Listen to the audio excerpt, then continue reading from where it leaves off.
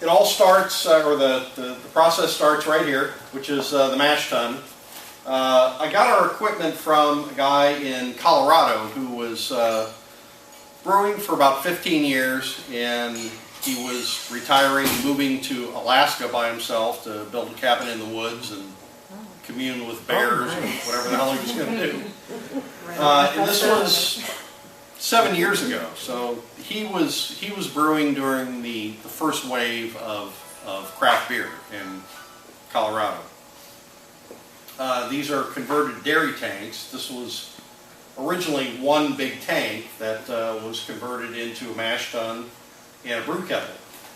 The grain goes in here. We use all Belgian malt, which is grossly expensive, but I want to do things as authentically as possible, so we use all Dingman's malt. Grain goes in here with hot water, and depending on the beer I'm brewing is dependent on the temperature of the water. The higher the temperature, the more unfermentable sugars you're making. The lower the temperature, the more fermentable sugars you're making. I like a very attenuated beer. I want an 8% beer that drinks like it's 6%. Not a whole lot of mouthfeel, not real thick. So I go on the lower end. We'll fill it up with hot water in the 140-ish range. And after an hour, hour and a half, what happens is the enzymes that are contained with the grain and the hot water convert the starch in the grain into sugar. The sugar leaches out into the water, and voila, you have the beginnings of beer.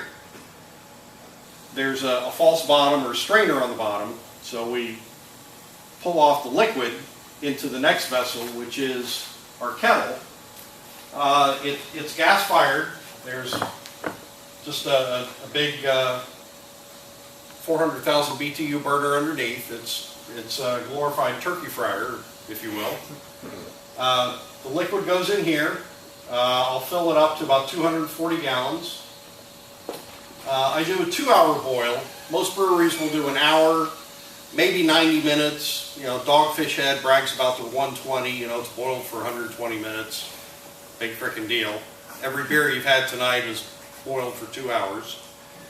The 2-hour boil gives you a couple of things. I don't filter anything or add any adjuncts to precipitate filtering. The longer boil helps coagulate some proteins. It helps drop some things out that normally wouldn't drop out. So you get a little cleaner beer, a little clearer beer without having to filter, without having to add adjuncts with a 2-hour boil. At the end of the 2 hours is when whatever additions will go in. If you have the Pays de Soleil gets palmetto berry and hibiscus. Those would go in. Saison Athene gets the rosemary and black pepper and the chamomile. Those would go in at the end. I whirlpool it. Whirlpooling is just what you're thinking. You want to spin it around. I've got a high-tech piece of equipment over here, the yellow canoe paddle. I get up on the platform and basically get it spinning around. And what that does is the hops, which I skipped over, we use all whole cone hops. The hops, the palmetto berries, hibiscus, whatever we put in the beer, once you spin it around, just by centrifugal force, will mound up in the middle.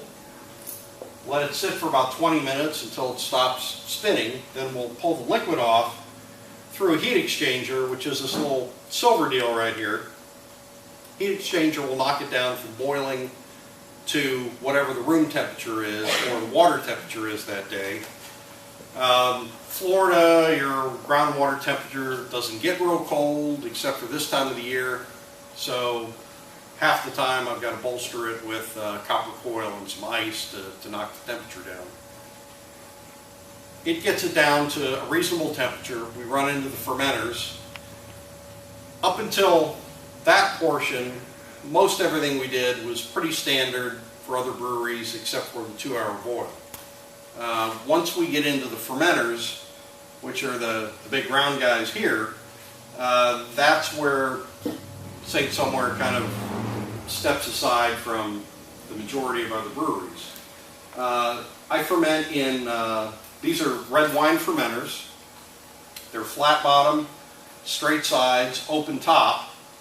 Number one here has the lid off, and it's an open top. I mean, there's nothing sealed about them. This has beer in it, and it's all the fruit fly off of there, but they're open.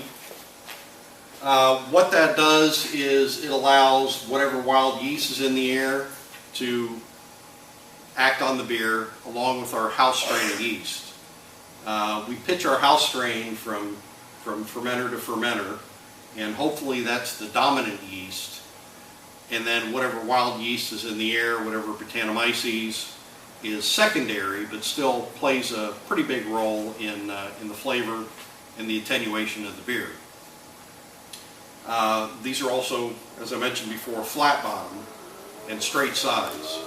If you've done any other brewery tours, most breweries use the safe conical fermenters that are sealed, which is easier for the brewery, but not so great on the yeast. The yeast will prefer a bigger surface area, so the flat bottom is better for the yeast. The conical fermenters are really more for ease of use. The yeast, whatever, you dry hop, you put hops in there, they'll all drop into the cone. They can pull that off and pull the beer off above that pile of whatever crap they put in the beer. Here I've got to deal with that on the bottom, and because of that, there's a dump on the very bottom, and there's also a dump on top of the bottom, if you will. Once the beer is fermented, do you beechwood age? I do not beechwood age. Well, since you brought that up, beechwood aging, that's not for the wood to permeate into the beer. Beechwood, for the yeast, right? Yeah, it's to give the yeast more surface area. So they're fermenting in conical fermenters, but they want to replicate this. That's the whole Budweiser deal. Right. I'm not going for the Budweiser deal. Neither am I. No. But I got 2 4-packs at home. I'm gonna dump them out. You can cook with them. Yeah, you make good, beer chili, beer cheese soup. Again, straight sides, flat bottom. The yeast love it. I don't want anybody climbing up here because it's a little dangerous, but this one is actively fermenting, and you can see it's churning and turning around in there. You really don't get that with a conical fermenter. It'll just foam up and start blowing out the top. Once it's fermented, really the fermentation process here happens in about 5 days. Everything after 5 days is aging. We ferment and age at ambient temperature. This time of the year it's pretty comfortable, it's fine in here. In the summer, gets as high as 90, 95, 98. That's what we ferment at. That's what we age at. You can't do that with any other yeast other than a Saison yeast or house yeast or wild yeast.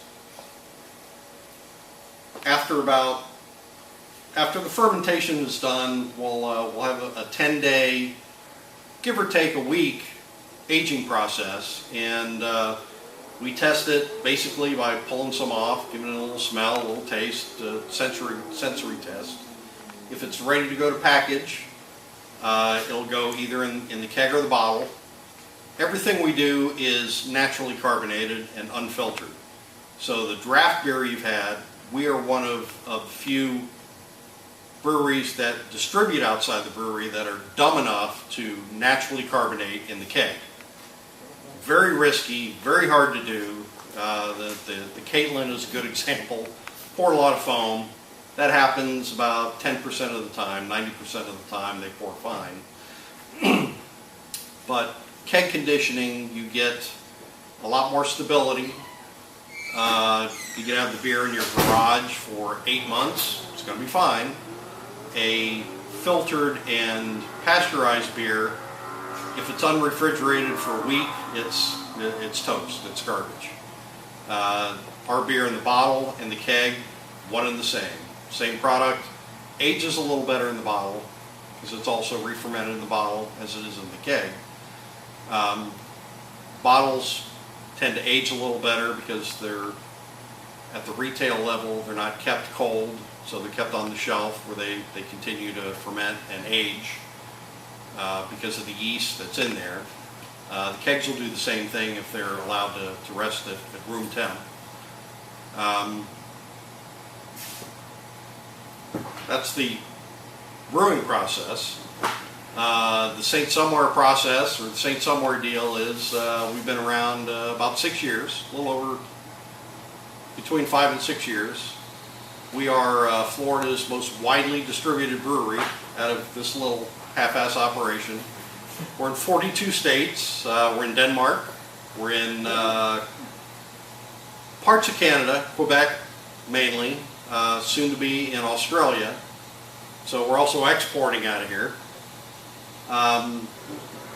We were the first, let's say, Saison brewery in the U.S. I mean, there have been others that have fallen in behind us, but we were the first ones dumb enough to get into this and make this our only product. I guess the closest would have been Jolly Pumpkin, which his level's way up here. He does all barrel aging. Wouldn't really call them Saisons, but they're all, really good sours. Ron's my hero, so I kind of took what he was doing, changed it a little bit to something that would fit with Florida, and that's where we are.